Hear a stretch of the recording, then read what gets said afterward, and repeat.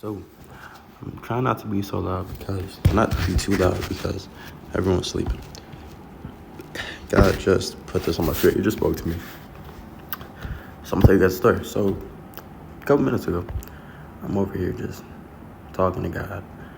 I'm just being real honest because something that I personally struggle with is not wanting to say things to God that He already knows. And the reason is because if I say it, if I'm really talking to Him about it, then I gotta acknowledge the fact that I'm really not as strong in that area than I think I am. And so I'm talking to Him about my impatience. Really about my impatience, really about just so many different things, right? Even though I know His promises, I trust Him and I believe in Him. It's the the natural impatience, but now, how long, all that stuff, right? So then, I'm reading Leviticus. I just started Leviticus not that long ago, and I'm reading it for other reasons, not because God led me to. When I started reading it was because I just finished Exodus and I got there. I was reading it tonight wasn't because I was spiritually led to go read that. It was for other reasons. But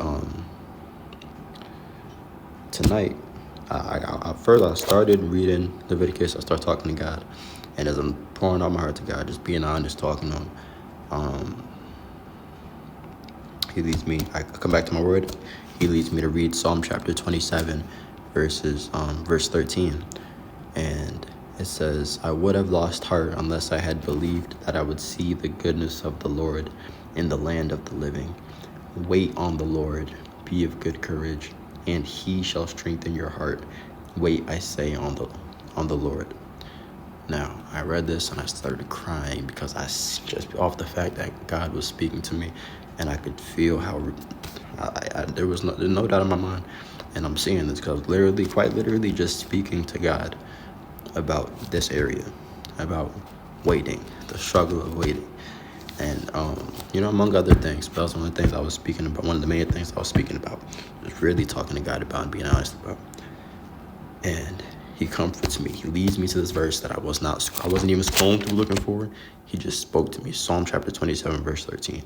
I go and I read Psalm chapter 27, verses 13 and 14, and that's what it says to me. And I cry.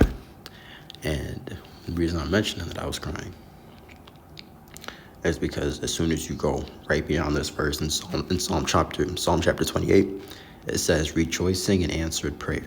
So I'm talking to God, and then He leads me to a Bible verse where He's quite literally answering my prayer and giving me comfort. And then right after where it says rejoicing in answered prayer, it says, it's a Psalm of David, and on verse 1 it says, "To you I will cry, O Lord, my rock." I had literally just finished crying off the fact that God had just spoken to me in such a real way. So while we're here, we're going to read the rest of that verse. Psalm chapter 28, verse 1. "To you I will cry, O Lord, my rock. Do not be silent to me, lest if you are silent to me, I become like those who go down to the pit. Hear the voice of my supplications when I cry to you, when I lift up my hands toward your holy sanctuary. Do not take me away with the wicked and with the workers of iniquity, who speak peace to their neighbors, but evil is in their hearts. Give them according to their deeds and according to the wickedness of their endeavors.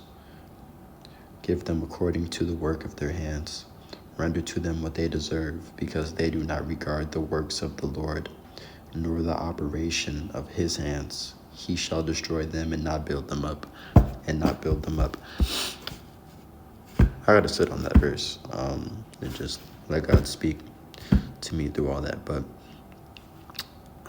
I pray that this bless someone. I think the main point of this video was just